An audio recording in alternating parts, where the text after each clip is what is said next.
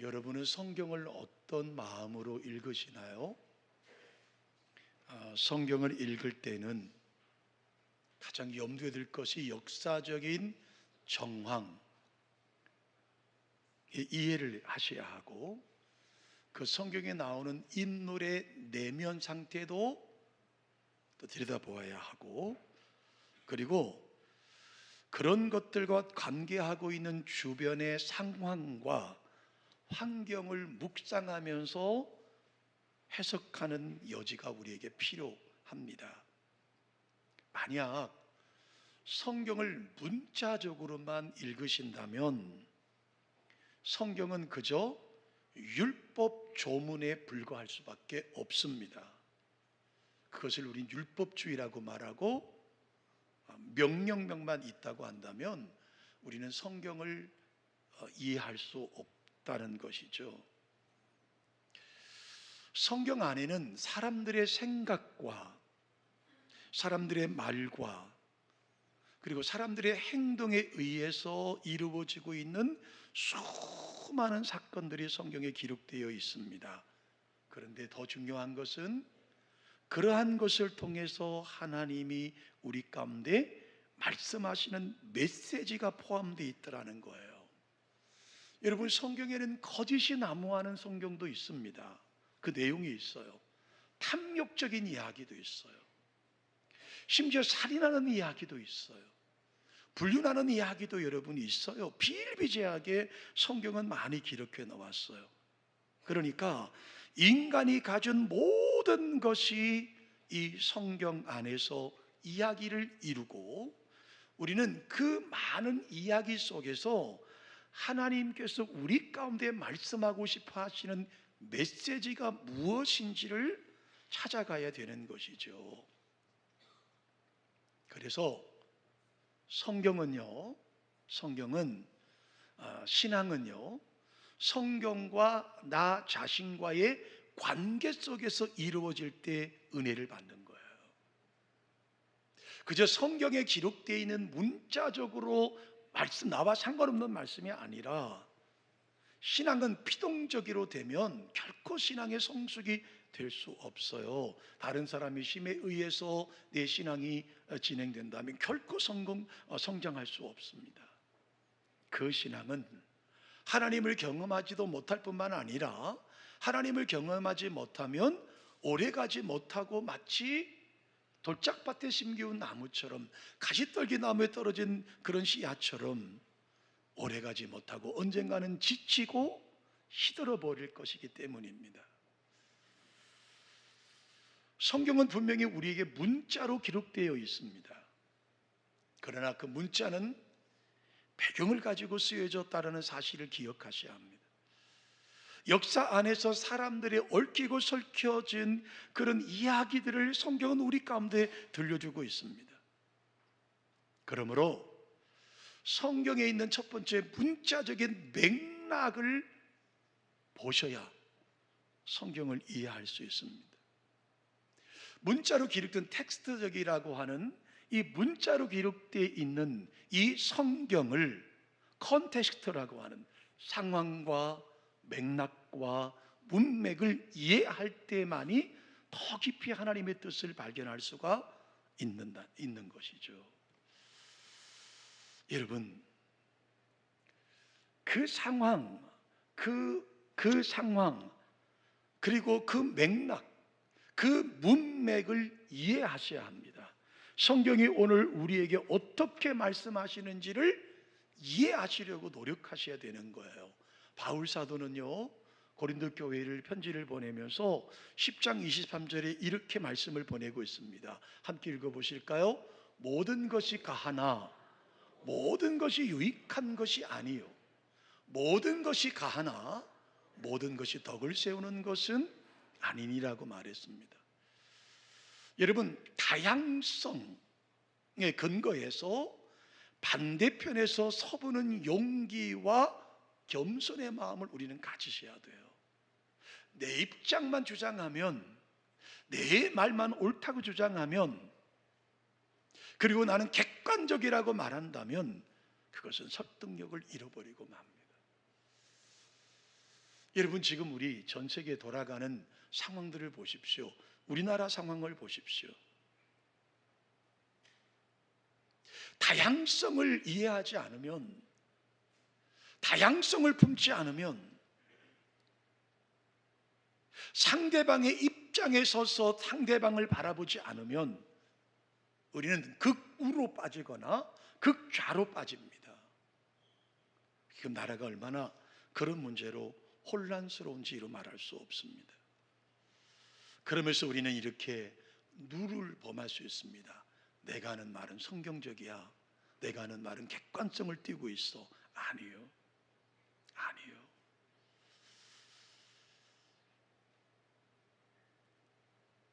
객관적이지도 않고 포용적이지도 않고 또 상대방의 입장을 배려하지도 않으면 우리는 어떤 옳은 소리를 하더라도 마치 고린도 교회에 보냈던 편지처럼 모든 것은 맞지만 그러나 모든 것이 유익하지 않다, 모든 것은 가능하지만 모든 것이 다 덕을 세우는 것은 아니다라는 말씀 앞에 우리는 설 수밖에 없습니다. 서론이 좀 길었죠. 맥락을 이해하고 이야기를 공감한다는 의미에서 사도행전을 우리가 보려고 합니다. 저는 수요 예배를 통해서 사도행전을 지난주까지 총 65회를 설교했습니다. 바울 사도의 그 어릴 때 유년기부터 시작해서 그의 성장과 그가 율법학자가 되는 것과 바리새인이 되는 것과 그리고 그가 다메토성에서 예수님을 만나고 아라비아 사막에 3년 동안 훈련받고 낙창해서 고향의 다소에 돌아가서 그 신학 박사이고 최고 당도의 최고의 학자였던 사도 바울이 여러분 양털로 짜는 장막을 만드는 자리에 앉았을 때에 그 부모의 심정도 우리는 돌아봤습니다.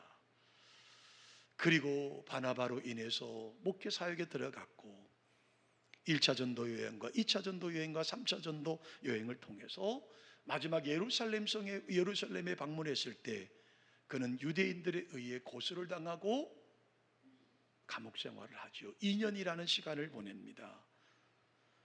그는 로마 가이사 황제에게 상소를 하고 결국은 배를 타고 로마로 가는 과정까지 지난 시간까지 65회에 걸쳐서 말씀을 나눴습니다. 이제 저도 수요 예배에 사도행전을 끝마치려고 하는 시점에서 제 눈에 들어왔던 한 구절이 있었어요. 그래서 뭐냐 하면 사도행전 28장 31절 사도행전 마지막 절이에요. 우리 한번 천천하게 큰 소리 안 해도 되니까 이 말씀을 한번 읽어보십시다. 하나님의 나라를 전파하며 주 예수 그리스도에 관한 모든 것을 담대하게 거침없이 가르치더라. 이게 사도행전 끝입니다. 뭔가 의아하지 않으세요? 사도행전의 초창기의 앞부분은 베드로 사도가 주인공입니다. 후반에 가면서 사도 바울이 주인공이에요. 근데 이 사도행전을 28장 31절 마지막 절을 보면 하나님의 나라를 전파하며 주 예수 그리스도에 관한 모든 것을 담대하게 거침없이 가르치더라 라고 하는 현재형으로 성경을 끝마치고 있습니다.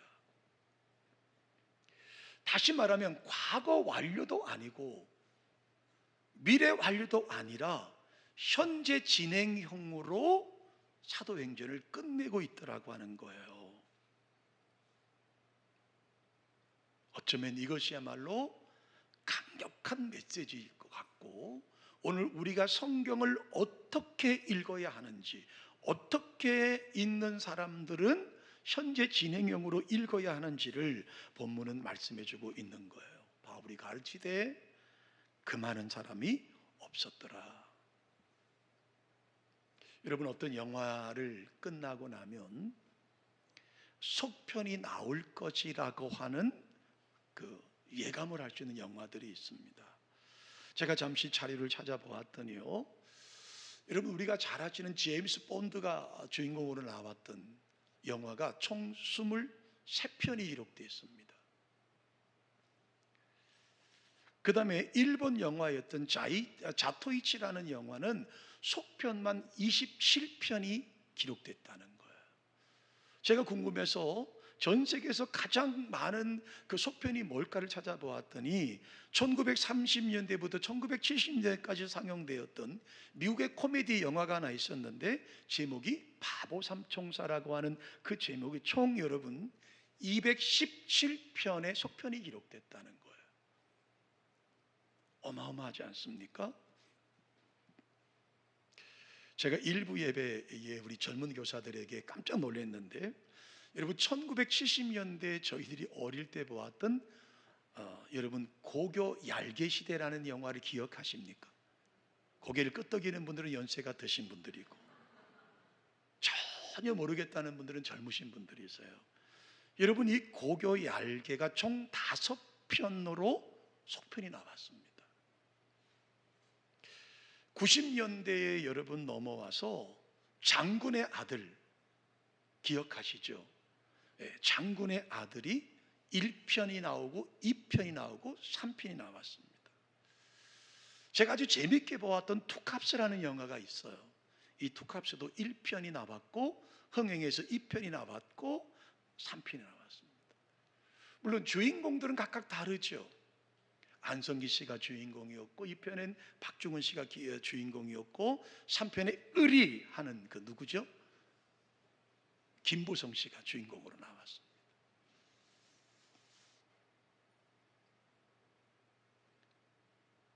사도행전도 똑같습니다. 여러분 사도행전에 소편이 있는 것 아십니까? 장군의 투캅스에서 안성기 씨가 1편의 주인공이고 2편의 주인공이 박중훈 씨였다면 여러분 사도행전도 똑같습니다. 가만히 보면 주인공의 그 삶은 바뀌지 않습니다. 주인공은 바뀌죠. 안성기 씨에서 박중훈 씨로, 박중훈 씨에서 김보성 씨로. 그렇지만 내용의 흐름은 똑같은 경찰에 관한 이야기를 하고 있습니다. 마찬가지입니다. 사도행전의 본래 주인공은 누구십니까? 복음이에요. 복음이에요. 사도 베드로를 통해서 증거된 복음, 그 다음에 다시 속편이 나와서 사도 바울을 통한 증거된 복음, 그 다음에 속편은 누가 만들어 가야 되느냐면 저와 여러분이 만들어 가야 되는 거예요. 그래서 제가 지금 속편이 있다고 말씀을 드리는 겁니다. 여러분 복음의 역사는 2000년의 역사와 함께 강처럼 여기까지 흘러왔습니다. 복음에 동참하지 않은 많은 사람들도 있었습니다. 또 복음을 방해하는 사람들도 많이 있었습니다. 그렇지만 2000년 동안 흘러가던 복음의 역사를 막을 수 있는 세력은 아무것도 없었습니다. 아무것도 없었습니다. 왜냐하면 그 속에는 하나님의 역사가 있었고 주님의 역사가 있었고 성령의 역사가 있었기 때문입니다.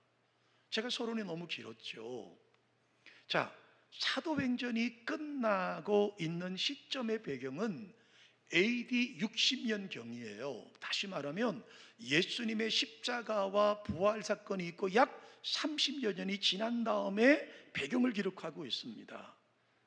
그리고 그 배경 속에서 요한계시록으로 신약 성경은 끝이 납니다.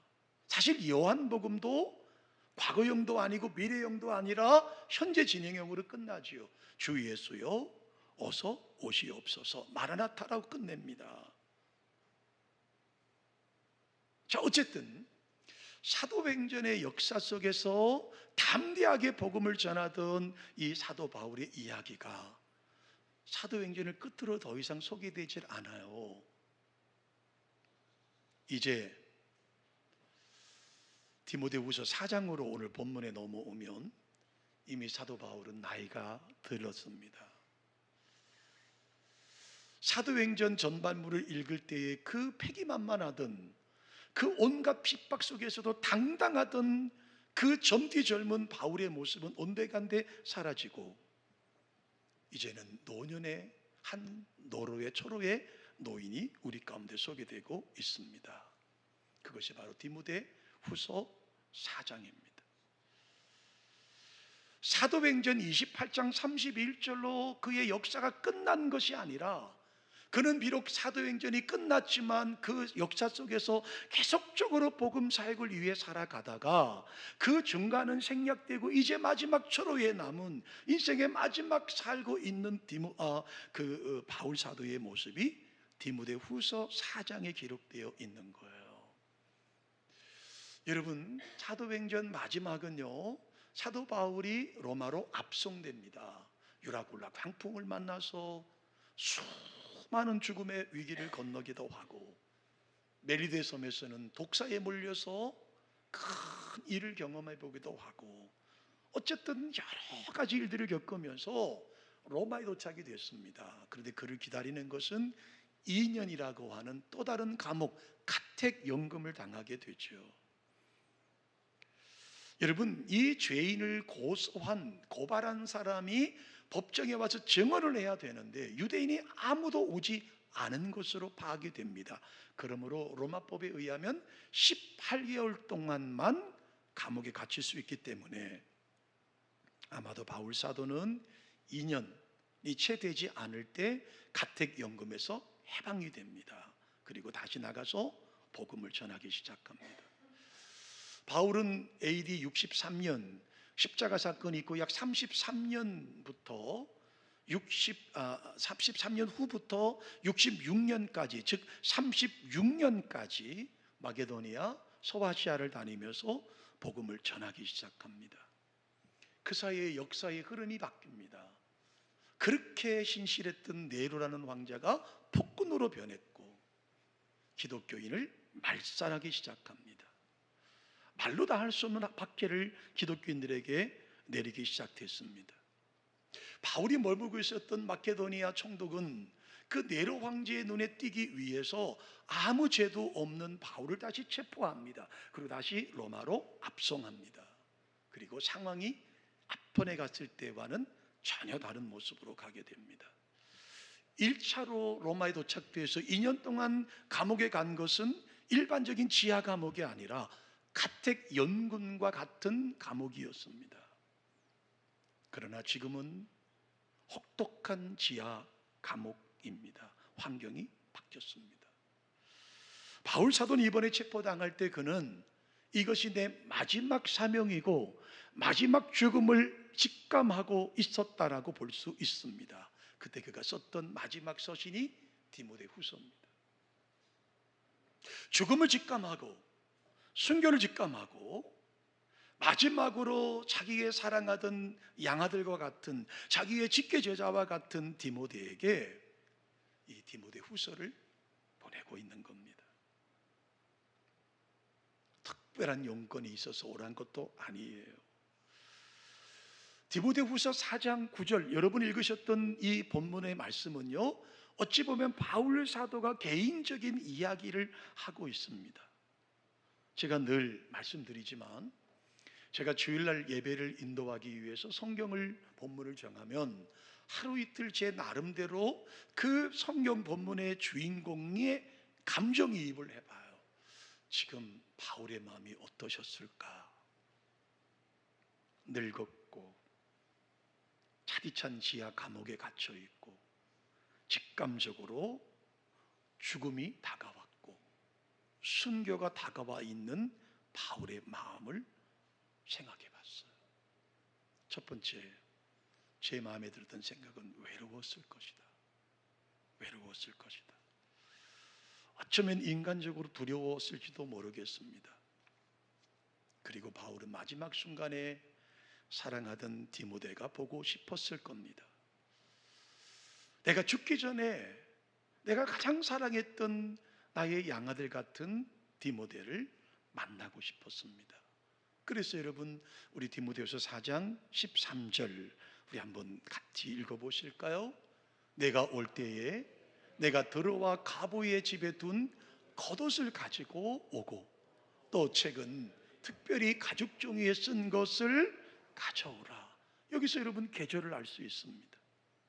바울이 있던 지하 감옥은 추워지기 시작했습니다. 바울은 겨울을 준비해야 됐습니다. 그래서 그 춥고 습한 지하 감옥에서 입고 덮을 이불이 필요했던 것입니다. 여러분, 이 성경에 말하는 겉옷은 우리가 이렇게 말하는 일반적인 겉옷의 의미가 아니라 마치 이불과도 같고 추위를 덮어주는 것과 같은 의미를 가지고 있는 겉옷을 말하고 있는 거예요. 바울은 드보아에 갔을 때 날씨가 더워서 갑오집에 맡겨두었던 바울의 외투를 찾아와 가져달라고 디모데에게 편지를 보내고 있습니다. 디모데가 있는 에베소에서 드로아까지 약 200km쯤 걸어가야 된다고 하지요. 그러니까 디모데는 외투를 가지러 드로아로 갔다가 로마까지 왔을 것인데 대략적으로 계산해 보더라도 최하 한 달이 소요됐을 거라고 생각이 들어요. 디모데 입장에서 추운 지하 감옥에 추위에 떨고 있을 스승과도 아버지와 같은 그 바울에게 갑오의 집에 있는 자기 겉옷을, 바울의 겉옷을 가지고 가는 그 발걸음이 얼마나 급했을까를 떠올려 볼 수 있어요. 사랑하는 성도 여러분, 좀 변문과 곁나가는 것 같은 느낌이 있습니다만 인간에게는 세 가지가 필요하다고 하지요. 하나는 의식주입니다. 먹을 것과 입을 것과 잠자고 휴식할 공간이 인간에겐 필요합니다. 누구에게나 그렇습니다. 이것이 너무 중요하기 때문에 하나님이 모든 사람들에게 다 나누어 주신 거예요. 악인에게도요, 죄인에게도요, 심지어 하나님을 대항하는, 하나님을 향하여 욕을 하는 사람들에게도 하나님은 주셨어요. 그러나 여러분, 의식주만 가지고 우리를 만족할 수 없습니다. 예수님은 마태복음 4장 4절에 그렇게 말씀하셨습니다. 사람이 떡으로만 살 것이 아니요 하나님의 입으로 나오는 모든 말씀으로 살 것이라고 말씀하셨어요. 그러니까 의식주뿐만 아니라 우리에게 두 번째 필요한 게 뭐예요? 하나님의 말씀이에요. 그래서 바울은 디모데에게 가죽으로 쓴 책을 가져오라고 부탁을 했을 겁니다. 저는 이것을, 이 본문을 사본, 성경의 사본, 성경이라고 생각을 해봐요. 여러분, 그러면 그림이 그려지질 않아요? 지하 감옥에 착고에 처했던 바울 사도, 이제 연로하고 죽음은 앞에 둔 바울 사도, 한 달 동안 걷고 배를 타고 왔던 디모데에 의해서 그의 몸은, 늙은 그의 몸에는 겉옷이 둘렸고 지하 햇빛 겨우 들어오는 그 앞에 그 성경을 펴들고 그 책을 읽고 있는 사도 바울의 모습이 우리가 보이지 않습니까? 얼마나 읽었는지 우리는 알 수 없습니다. 왜냐하면 얼마 지나지 않아서 바울은 그렇게도 사모하던 예수님 곁으로 목이 잘림에 순교를 당했기 때문입니다. 그때가 AD 66년입니다.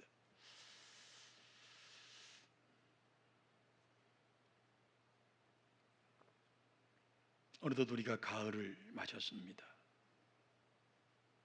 더웠던 여름 내내 시원함을 찾아 헤매었는데 어느새 추워져서 이젠 따뜻한 것을 찾기 시작하는 계절이 되었습니다. 가을은 짧을 것이고 이제 곧 들이닥칠 겨울을 우리는 준비하셔야 합니다. 오늘 본문의 말씀처럼 외투를 꺼내서 준비할 때가 되었습니다. 사도 디모데처럼 200km가 떨어진 드보아까지 갈 필요 없습니다. 우리는 다 옥장에 우리 외투를 가지고 있습니다.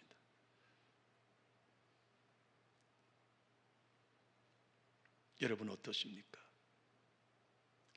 비싼 코트와 난방만으로는 영혼을 따뜻하게 할 수 없습니다.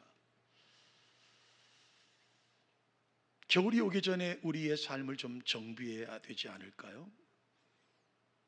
몸을 따뜻하게 할 외투를 꺼낼 때 영혼을 따뜻하게 할 하나님의 말씀도 함께 꺼내야 되지 않겠습니까? 그것이 두 번째 겨울이 오기 전에 바울 사도가 우리 가운데 말씀하는 말씀이 아닐까요? 저는 이 본문을 보면서 마지막 하나를 더 떠올리게 됐습니다. 바울의 입장에서 돌이켜 볼 때 왜 에베소에서 목회를 그렇게 열심히 하던 자기의 제자인 디모데에게 드로아에 가서 가부의 집에 있는 내 겉옷 좀 갖다 달라고, 가죽에 쓴 성경 좀 갖다 달라고 왜 이 부탁을 했을까? 왜 부탁을 했을까?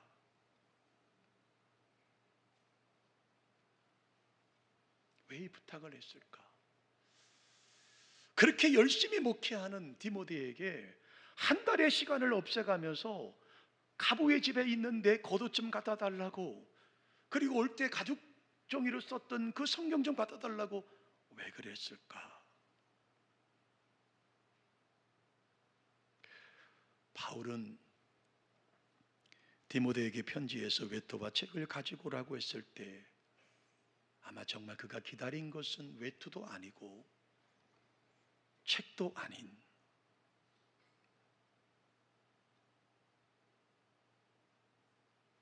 그것을 가지고 온 사랑하는 동력자 디모데의 체온이었을 것이라는 결론에 도달됐어요.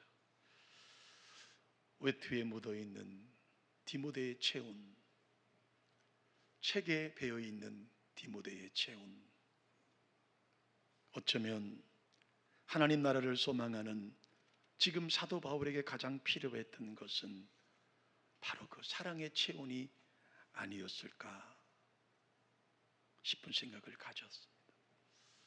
사랑하는 성도 여러분, 은혜를 받는 것은 목사의 설교 안에만 있지 않습니다. 은혜를 받는 것은 주일 오셔서 제 30분밖에 되지 않는 설교의 은혜를 받는 것이 아닙니다. 여러분의 믿음의 교제가 시작하면 그 안에 이미 풍성한 은혜가 내재되어 있고, 그 내재되어 있는 은혜를 통해서 아름다운 사랑의 체험을 나눌 때 말씀을 통해서 은혜를 나누게 되는 거예요. 그래서 그 은혜가 점점 커지게 된다는 것이죠. 말씀을 정리할까요? 저는 지금 3주째 인생의 마지막에 관한 설교를 여러분에게 들려드리고 있습니다. 인생의 마지막을 어떻게 은혜롭게 마감할까? 똑같은 본문을, 똑같은 주제를 가지고 지금 3주째 말씀을 나눕니다. 그렇게 거침없이 두려움 없이 복음을 전했던 바울은 마지막 2차 감옥에, 로마 감옥에 갇히면서 결국은 생을 마감하게 됩니다. 제가 수요 예배 때 그런 말씀을 드린 적이 있죠. 왜 하나님은 바울에게 이렇게 냉정하시지? 왜 바울이 일평생 결혼도 하지 않고 일평생 복음 위에 살았던 바울에게 이렇게 가혹하리만큼 하나님은 그에게 고통을 주시지? 좀 마지막이라도 좀 순풍의 도탄처럼 편안하게 배를 타고 로마로 가게 하실 수도 있었을 텐데, 하나님은 유라굴라 광풍을 만나게 하셔서 2주 동안 죽음의 그늘에 정말 죽다 살아나게 만드시는 하나님의 섭리를 우리는 다 알 수 없습니다. 일평생 복음을 위해 헌신하고 일평생 하나님의 아름다운 삶을 살아가는 마지막에 영광스럽고 영광스러워야 할 텐데, 하나님은 그렇게 하시지 않는 하나님을 이 목사는 그분의 깊은 뜻을 이해할 수 없어요. 강제로 그분의 뜻을 알려고 하지도 않을 뿐더러 강제로 함부로 해석할 수도 없습니다. 하나님의 합력하여 선을 이루시는 하나님의 뜻이 있으시겠죠. 2025년 여름이 지나고 가을이 다가왔습니다. 가을이 지나면 다시 겨울이 올 것입니다. 사랑하는 성도 여러분, 겨울이 오시기 전에 우리는 외투를 준비하듯이 다시 한번 우리의 영혼을 다시 한번 주님 앞에 내려놓고 주님의 은혜에 다시 한번 우리의 심령을 적셔서 은혜로 남은 인생도 살아가는 저와 여러분 되시기를 주님의 이름으로 축원합니다. 사도 바울은 디모데 후서 4장 22절에 이렇게 우리에게 축복의 메시지를 남기고 성경을 마감합니다. 함께 말씀을 읽을까요? 나는 주께서 내 심령에 함께 계시기를 바라노니 은혜가 너희와 함께 있을지어다. 아멘. 고마우신 하나님,